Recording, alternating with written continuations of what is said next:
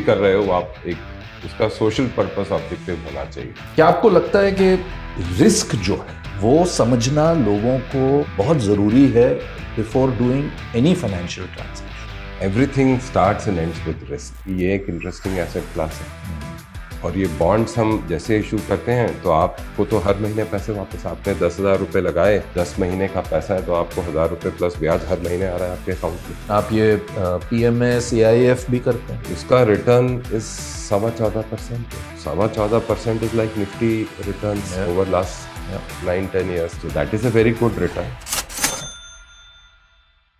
Simple है कि इस बहुत ही खास एपिसोड में आप सबका स्वागत है। आज आपको एक अपने बहुत पुराने मित्र से मिलवाऊंगा। 3 दशक या ऑलमोस्ट 3.5 डेकेड्स का इनका एक्सपीरियंस है बैंकिंग की, भारत की जो एक पहली हेल्थ इंश्योरेंस कंपनी उसको बिल्ड किया और अब एक फाइनेंशियल सर्विसेज कंपनी के मैनेजिंग डायरेक्टर और CEO हैं और वहां पर भी बहुत अलग अलग किस्म के काम कर रहे हैं। आशीष मेहरोत्रा जो मैनेजिंग डायरेक्टर एंड CEO हैं नॉर्दर्न आर्क कैपिटल के। बहुत बहुत धन्यवाद आशीष आने के लिए। बहुत खुशी लग रही है आपसे बात करके। आप तो वैसे के वैसे ही लग रहे हैं। आपसे मिलके मेरे को बहुत ज़्यादा खुशी है। कुछ समय बीत गया but happy to see the progress. पर आप नहीं बदले, बिल्कुल वैसे के। क्यों इतने चेयरफुल कैसे रहते हैं? काम, Purpose. शांत, purpose correct, purpose. I think आपने इतनी क्लोजली, आज हम फाइनेंशियलाइजेशन की बात करते हैं, आपने उस ज़माने से बैंकिंग की जब, और सिटी बैंक में आप थे और वो एक one of the first banks थे जिन्होंने ये कंज्यूमर, इस तरह की रिटेल लेंडिंग, क्रेडिट कार्ड, ये सब देश में आए तब, और वो दौर देखा आपने। और उसके बाद आप ने, जैसे मैंने कहा, जो सबसे इम्पोर्टेंट फाइनेंशियल प्रोडक्ट है हर इंसान के लिए, हेल्थ इंश्योरेंस, वो बिल्ड किया। नॉर्दर्न आर्क के ज़रिए आप कौन सा सर्कल पूरा कर रहे हैं अपनी ज़िंदगी का? देखो ऐसा है, started career with Citi, probably one of the greatest institution, जहाँ पे I think very successful stint over 2 decades. My last job was to run the retail bank for Citi in India. And मैं बहुत clear था कि अब वो करो जो आप अपनी नॉलेज यूज़ करके कुछ अच्छा कर सको। एंड वो मुझे भूपा पे लेके गया, क्योंकि भूपा का जो मिशन था वो था longer, happier, healthier lifes. It's a large company, very large global company, but held, run like a large public company in UK, but closely held. It's British Pension Association, correct? And that purpose we amplified in India. बड़ा अच्छा रहा। और उसके बाद जब मैं Covid के दिनों में भी एक्सप्लोर कर रहा था options, Northern Arc turned out to be, to my mind, जो सबसे अच्छा रहे कि आप अपनी पूरी नॉलेज यूज़ कर सको रिस्क बिजनेस की, and you make a impact, आप जिंदगी में डिफरेंस कर सको। मेरी फिलॉसफी है कि आप आई लीड करो कि you make a difference in जो भी कर रहे हो आप, एक उसका सोशल पर्पस ऑब्जेक्टिव होना चाहिए। और नॉर्दर्न आर्क से अच्छा सोशल पर्पस नहीं है। कि नॉर्दर्न आर्क का एक्चुअल नाम का अगर जाएं तो it refers to old trade route, correct, which is आप वेस्ट और ईस्ट को कनेक्ट करते हो। और हमारा ऑब्जेक्टिव यही है कि हम जो पैसा है वहाँ से लाएं और पहुँचाएं जहाँ पे लोगों को पैसे की ज़रूरत है। एंड दैट इज़ व्हाट आप देखोगे कि 2.3 ट्रिलियन फाइनेंस करा है, 100 ऑलमोस्ट 11 करोड़ लोगों को आपने इम्पैक्ट करा है, तो आप अच्छा काम कर रहे हो। कहावत है कि आप एक आदमी को मछली दे दो वो खा लेगा, अगर उसको सिखा दो तो वो भी खाएगा, उसकी फैमिली भी खाएगी, उसकी एक्सटेंडेड फैमिली भी खाएगी। अगर आप एक जाके गांव में अगर आप क्रेडिट देते हो और वो क्रेडिट यूज़ होता है कि आप उससे आपने एक कैटल और ख़रीदी जिससे कुछ बिजनेस, कुछ रेवेन्यू आया, वो बना के जो प्रोग्रेस है ना, वो आपको ज़िंदगी में बड़ा सेटिस्फैक्शन देती है कि आपने जो काम कर रहा है और जो ग्राउंड में ट्रांसलेट हो रहा है वो बहुत बढ़िया है। तो आप फंड मैनेजमेंट का भी एक आपका वर्टिकल है, हाँ, और ये जो आपने कहा जैसे इसको माइक्रो फाइनेंस कहेंगे लोन्स, Yeah. वो एक आपका वर्टिकल है, एसएमईज वर्टिकल है, Hmm. और किस तरह से आप इसको और So, बिल्ड कर हमारी जर्नी शुरू हुई थी आज से 16 साल पहले, और पहला ऑब्जेक्टिव था कि आप जो स्मॉलर माइक्रो फाइनेंस इंस्टीट्यूशन है उनको पैसे कौन देगा, बैंक्स तो दे नहीं रहे थे उस ज़माने में. Can northern arc add knowledge, financial product knowledge, and help raise money for them. So that is how we started with MFI. और हमारा ऑब्जेक्टिव था कि यार हम अगर जो एंड रिटेल कस्टमर है जो लोन ले रहा है, अगर आप उसको समझ सको तो आप उसकी सारी ज़रूरतें पूरी कर सकते हो. पहले आप चाहे कैटल के लिए लो या आप छोटा सा माइक्रो फाइनेंस लोन लो, फिर आप आगे जाके एक लोन लोगे अपने बच्चे की पढ़ाई के लिए, आप एक टू व्हीलर के लिए लोन लोगे, आप एक अपने बिजनेस के लिए लोन लोगे, आप घर बनाने के लिए लोन लोगे, और अब मे बी कुछ सोलर, एग्री, क्लाइमेट, उन सब के लिए. तो ये सारे जो 7 सेक्टर हैं, पहले उन सालों में हमने बहुत डीप एक्सपर्टीज़ स्टैब्लिश करी है. मतलब आप देखो तो हमारे पास करीब 47-48 million time series of loan performance data है इन ऑल ऑफ दिस.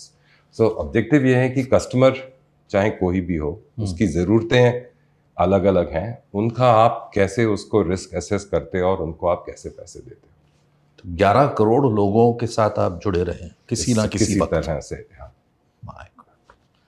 और एक चीज मुझे आपसे पूछनी थी, क्योंकि आपने शुरू में वर्ड यूज किया रिस्क. आपने इस फाइनेंशियल सेक्टर को शुरू से ही, I think 92 you started your career, 94, और 91 से ही मतलब बातचीत शुरू हुई थी, प्रोग्रेस शुरू हुआ था for creating a financial sector. क्या आपको लगता है कि रिस्क जो है, जो एक टर्म है, वो समझना लोगों को बहुत जरूरी है before doing any financial transaction? और ये रिस्क कैसे इवॉल्व हो रहा है, मतलब अगर इस पे आप कुछ कह पाए, क्योंकि आपने वो दौर भी देखा है जहां 36%, 40% पे भी लोग पर्सनल लोन ले लेते थे. आपने वो दौर भी देखा है कि जब लोग इन्वेस्ट करते थे. फिर आपने वो दौर देखा है जब लोगों को थोड़ी थोड़ी धीरे धीरे समझ आई कि भाई मेरे हेल्थ के लिए मुझे इंश्योरेंस चाहिए.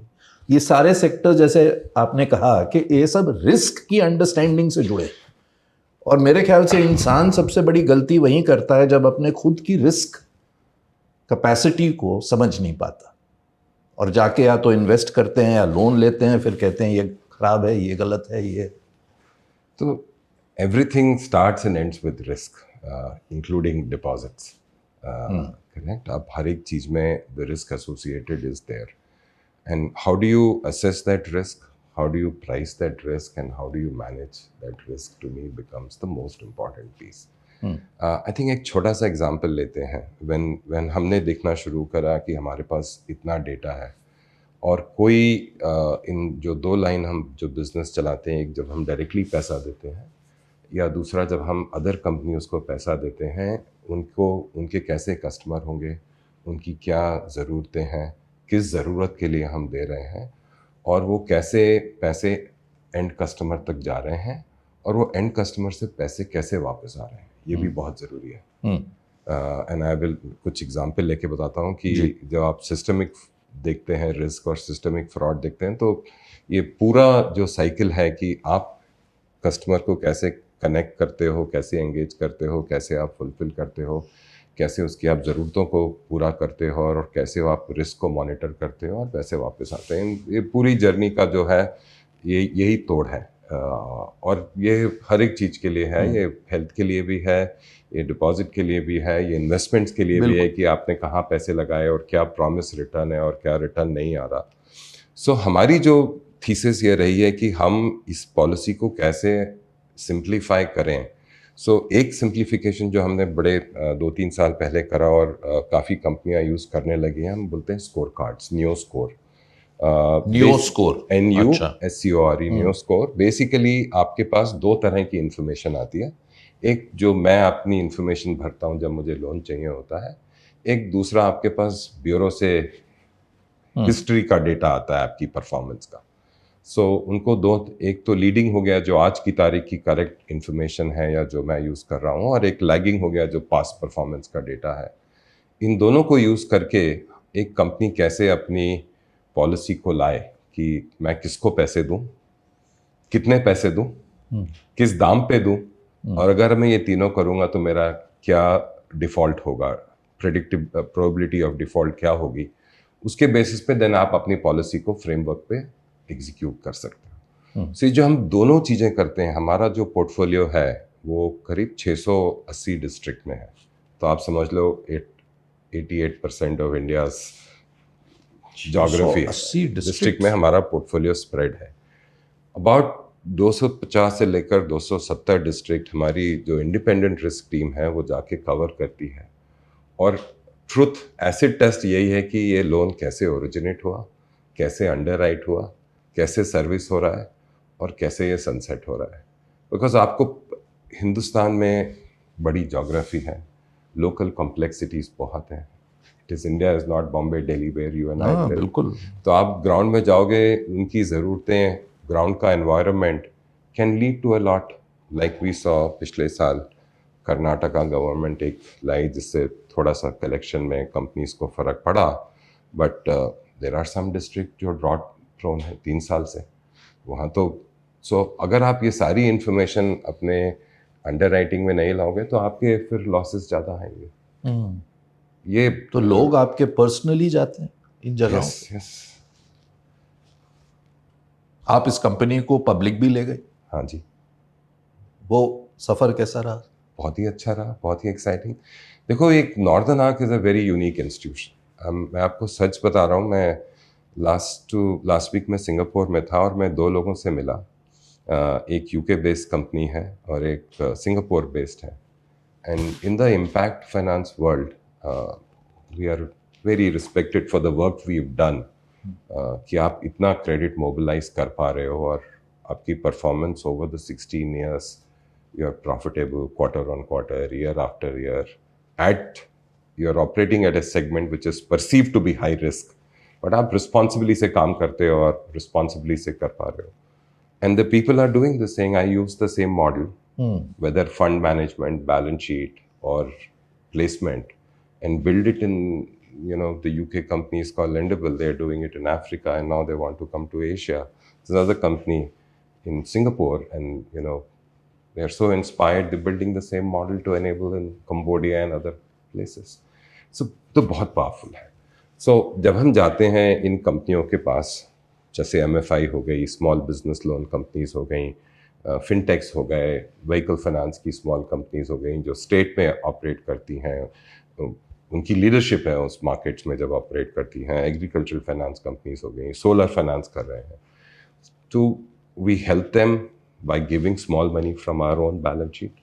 We take that risk, वो risk हम then monitor करते हैं, part of our monitoring. अगर वो अच्छा perform करता है, and then we also take it to other investors to participate. So it's a good cause. I am not only solving you part of your small problem, but मैं आपके लिए बाकी दरवाजे भी खोलता हूँ जो मेरे पास access है। अगर वो thematic opportunity हमारे performing credit fund से है, तो फंड कैन ऑल्सो इंडिपेंडेंटली देख के उसमें इन्वेस्ट कर सकता है, तो आपको थोड़ा लॉन्ग टर्म पैसा मिल जाएगा। And now we can offer them our technology, offer them हमारे स्कोर कार्ड्स, और उनको और ज़रूरत है तो we can also non create now and make them available on a retail public to participate through the bonds platform. We have a bonds platform called altifee.ai, very powerful. तो suddenly जो आपकी source of money है for a smaller company, earlier 1 Northern Arc or 3 Northern Arc kind of companies would have been there. Some banks would have done or not lend.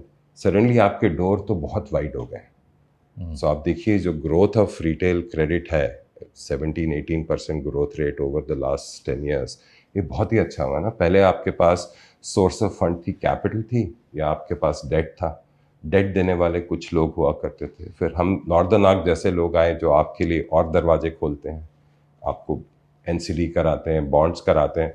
सो जो और हमारी जो हम जिन कंपनियों के साथ काम करते थे, we would have started them when they were like 100 crores, 150 crores. Today these companies are 40,000 crores. 40,000 crore तक 20,000 crores, 10,000 crores. These companies have become very large.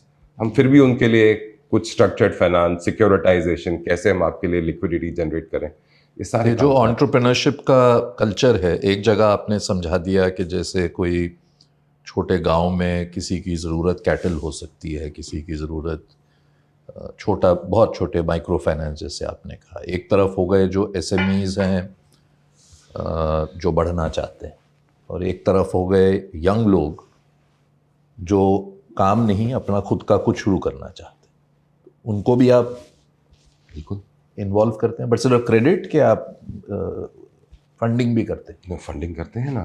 तो दो इन जो 6 सेक्टर्स और 7 सेक्टर में अगर आप देखें, सो MFI में हम total size of market is about 3,20,000 और अभी थोड़ा कम हुआ है 2,60,000 करोड़। उसमें से 4 से 6% हमारे पाइप्स के थ्रू जाता है, या तो हम डायरेक्टली लेंड करते हैं कस्टमर को, या हम MFI कंपनीज को पैसे देते हैं, उनके लिए पैसे रेस करते हैं, उनके लिए सिक्योरिटाइजेशन करते हैं, उनके लिए डायरेक्ट असाइनमेंट करते हैं, उनके लिए और इन्वेस्टर्स पार्टिसिपेट करते हैं, उनके कुछ बॉन्ड इशू करके public can invest in it. Now these are all becoming very interesting asset class. अगर आप 1 मिनट के लिए पॉज करो तो आपका म्यूचुअल फंड मार्केट कुछ 80 लाख करोड़ के करीब जी। उसमें से फिक्स्ड इनकम अगर लिक्विड और क्वाज़ी मनाओ तो 15-30 लाख करोड़ हो जाता है मोटा मोटा। 5 लाख करोड़ का तो बॉन्ड मार्केट हो गया है, करेक्ट। कॉर्पोरेट बॉन्ड पहले खाली AAA कंपनीज करती थी, AA करती थी। Now we are also A's and BBBs are doing bonds. It's opening a door for you to get direct access for people to participate. So मैं तो आपको भी बोलूँगा प्लीज़ ऑल्टीफी में जाएं और लगाएं। आपको आज की तारीख तक या तो आप अपना पैसा 5 से 6% फिक्स डिपॉजिट में लगा सकते थे, या आप म्यूचुअल फंड में लगाते थे। बट ये जो बॉन्ड की क्लास है बहुत ही लिमिटेड होती थी। या तो ये होता था कि मैं पहले बैंक्स में सेविंग्स में रखूं, बैंक के डिपॉजिट में बुक करूं, फिर मैं AA AAA कंपनीज जो डिपॉजिट इशू करती हैं उनमें इन्वेस्ट करूं। आपने देखा होगा, मैंने भी देखा है, मेरे पिताजी ने भी जब रिटायर हुए थे ऐसे ही पैसे अपने एलोकेट करे थे। सडनली ये एक इंटरेस्टिंग एसेट क्लास है। और ये बॉन्ड्स हम जैसे इशू करते हैं तो आपको तो हर महीने पैसे वापस, आपने 10,000 रुपये लगाए, 10 महीने का पैसा है तो आपको 1,000 रुपये प्लस ब्याज हर महीने आ रहा है आपके अकाउंट में। आप उसको दोबारा किसी और इंस्ट्रूमेंट में इन्वेस्ट करें। सो एंड आपको ये 9.5 से लेकर 13.5% तो कैटेगरी थी नहीं आपके पास, अपॉर्चुनिटी थी नहीं इन्वेस्ट करने के लिए। बिल्कुल। और इन हर केस हमने इनको पैसा दिया, हम इनका रिस्क मॉनिटर कर रहे हैं, तो हम ही तभी उसको इस प्लेटफॉर्म पे लेके जाते हैं कि अब हम इनके we can make available to other investors and retail investors to participate जो खरीदते हैं। लेकिन आप ये PMS AIF भी करते हैं? हाँ जी। सो नॉर्दर्न आर्क कैपिटल जो है वो बोथ एक होल्डिंग कंपनी है और एक ऑपरेटिंग कंपनी है, और 100% own subsidiaries northern arc investment managers, जिसने करीब 14,000 करोड़ इन्वेस्ट करा है परफॉर्मिंग क्रेडिट। हमने 12 फंड चलाए हैं, 6 बंद हो गए हैं। 6 जो बंद हुए हैं मतलब कंप्लीट हो गए हैं, कंप्लीट हो गए हैं। बंद का मतलब कंप्लीट हो गया है, बिकॉज ये 4 साल के फिक्स टर्म के प्रोडक्ट होते हैं, तो उसका रिटर्न इज 14.25% है।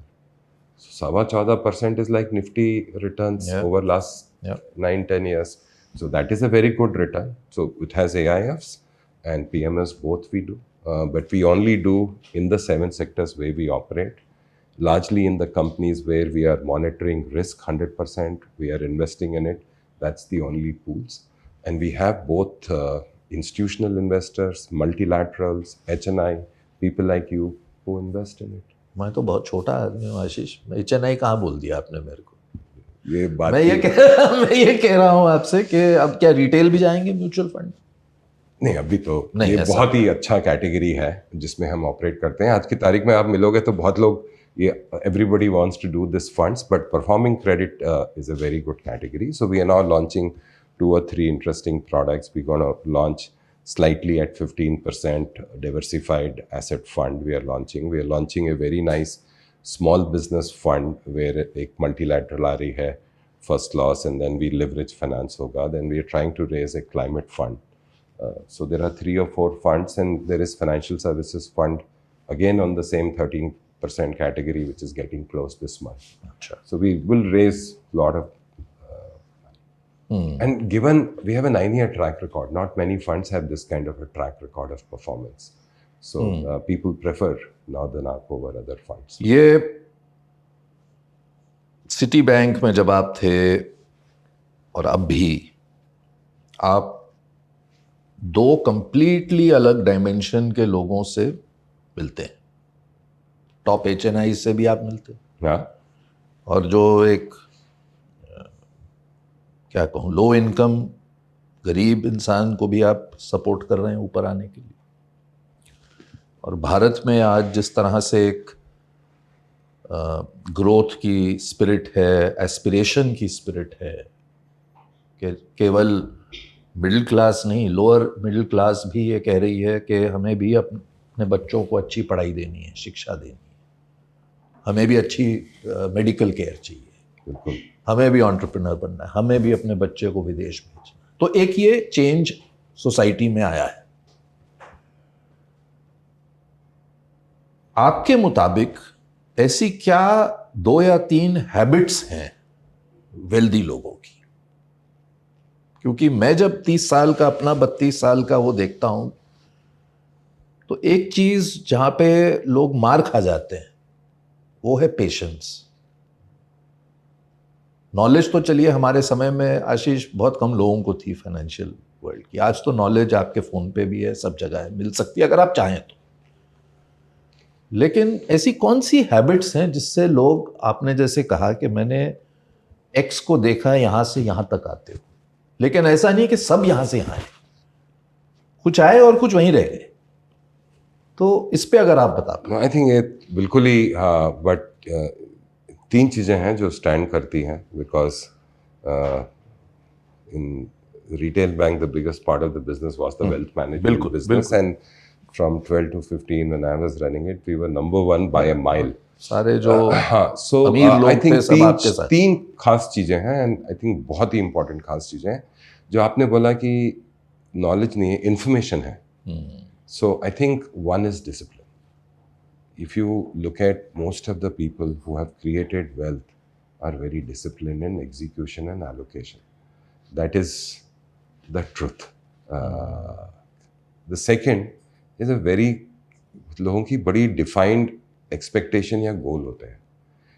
वन ऑफ द इश्यूज जब आप लोगों को मिलते हैं और आप देखते हो ये स्टॉक है 30% है, बन गया, मैं लगा रहा हूँ, वो it is you will be lucky, but that's not by disciplined approach. I think the discipline and the आपका क्या एम्बिशन है उसके हिसाब से अपना रिस्क एपेटाइट लेके मैं इतने पैसे इतना.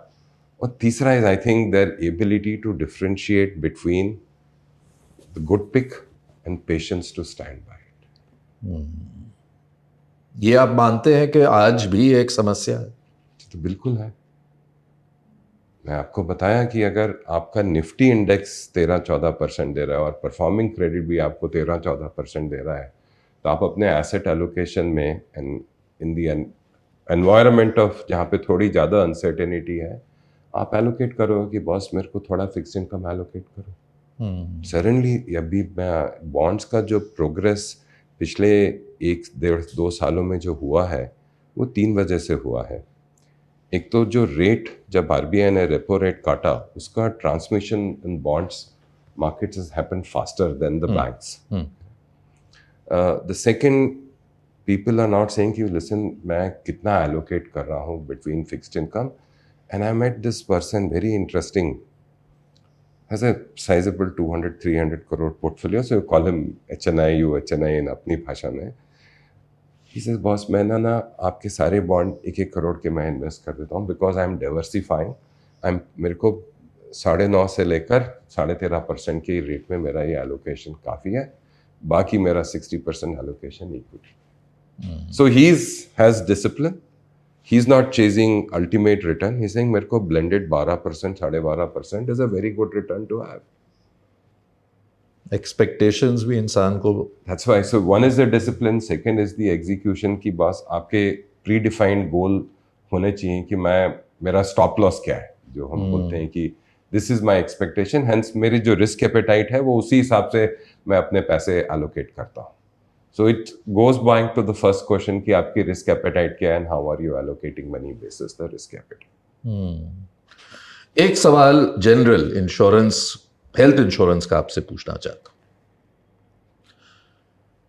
कई जो यंग लोग हैं आज भी, और ये समस्या पहले भी थी, आज भी कई यंग लोग सोचते हैं कि अगर मैंने अपनी कंपनी का हेल्थ कवर ले लिया तो मैं ठीक हूं. ये सवाल मैंने आपसे 7-8 साल पहले भी पूछा था, और मैं इसलिए पूछ रहा हूं क्योंकि आप एक पायनियरिंग फिगर हैं इस इंडस्ट्री के, हेल्थ इंश्योरेंस के. नए नए प्रोडक्ट्स आ रहे हैं, रेगुलेशन बेटर हो रही है, बहुत ही हर फ्रंट पे चीज़ें बेटर हो रही हैं वहाँ पर.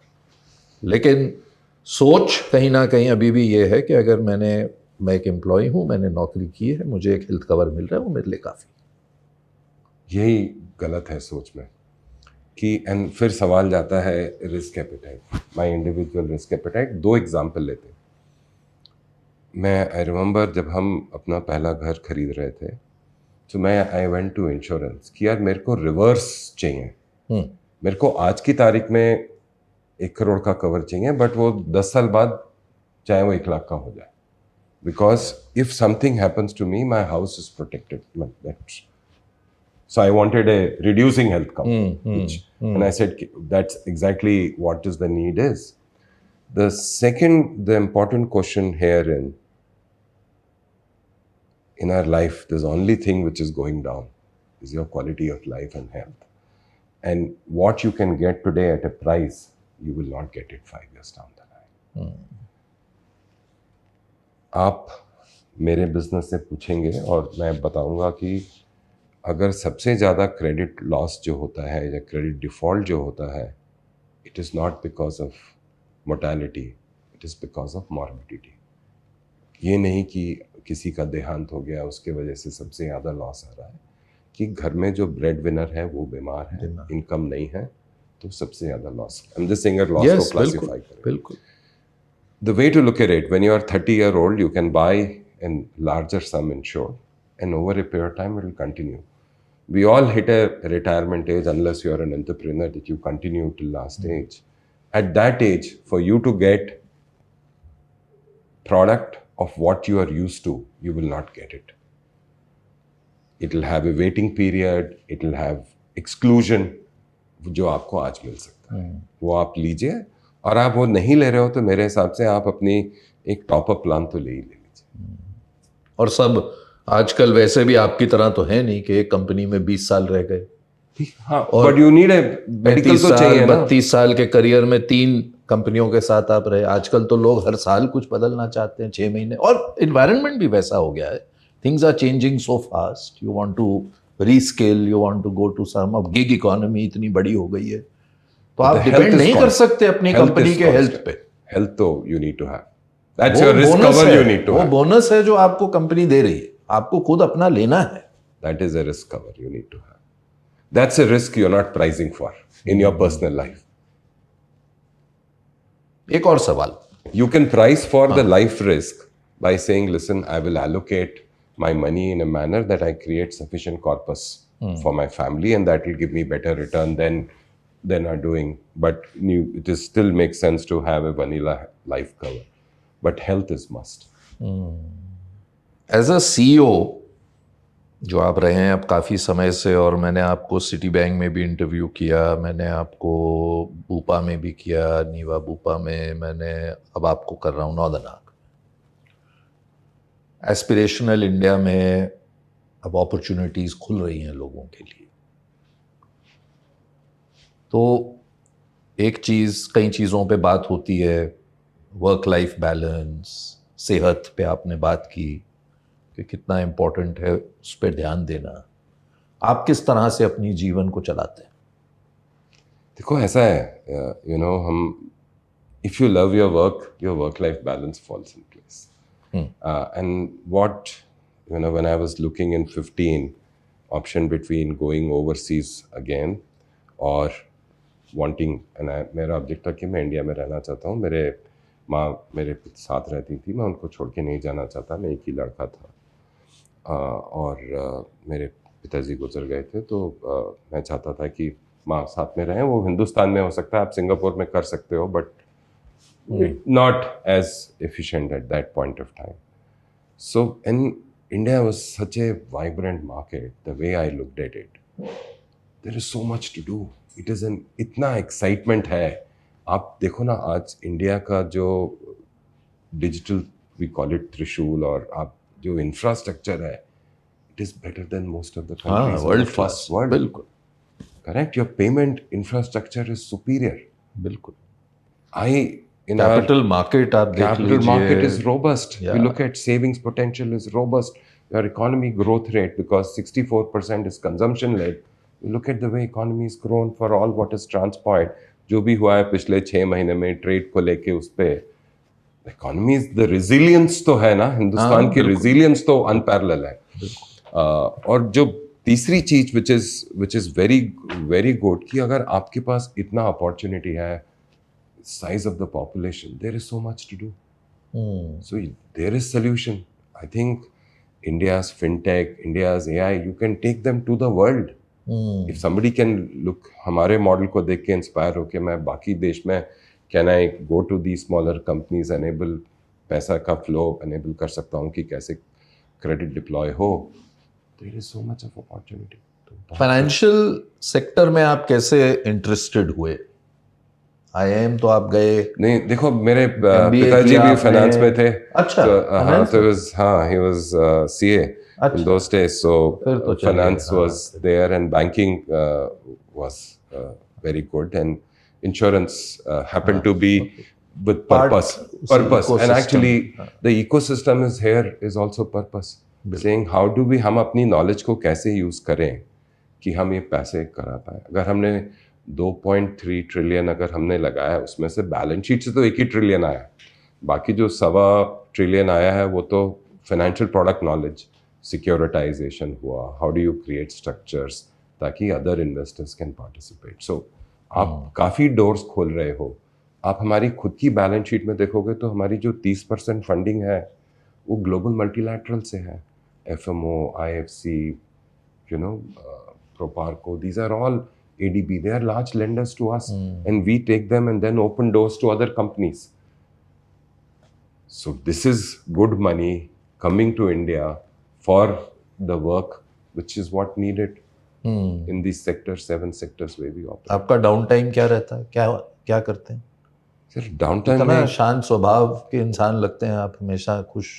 family is, there's nothing better than family. कि आजकल ये भी एक चीज़ है कि लोग स्ट्रेस्ड हैं, ओवरवर्किंग, वर्क लाइफ बैलेंस नहीं है, ये सब डिबेट्स होती रहती हैं। मैं उस पे स्पेसिफिक डिबेट पे नहीं पूछ रहा, लेकिन मैं मेरे को तो ये जो इंसान 32, 33, 34 साल से, वो भी फाइनेंशियल सेक्टर में, जो आसान सेक्टर नहीं है, हाई स्ट्रेस सेक्टर है। 32-34 नहीं हुए, बट चलो ये 30 हो गए इतने। देखो ऐसा है, if you love your work, young आप अभी भी लगते हैं, don't worry, if you love your 30 हो वर्क, 32, अगर आप अपना काम एंजॉय करते हो और आपको लव करते हो तो आपको कोई इशू नहीं। I love it, I will still be one of the early persons in office and one of the last persons out, which is not good, but I just love my work. So and then everything falls into place, correct? Up in your profession you love this. Every time you meeting, and I'm sure if somebody tells you here are 3 बड़े interesting लोगों, आप कर लो, you will say yes. Because each of this is a learning. नई कहानी है, नई कहानी में नई सीख है।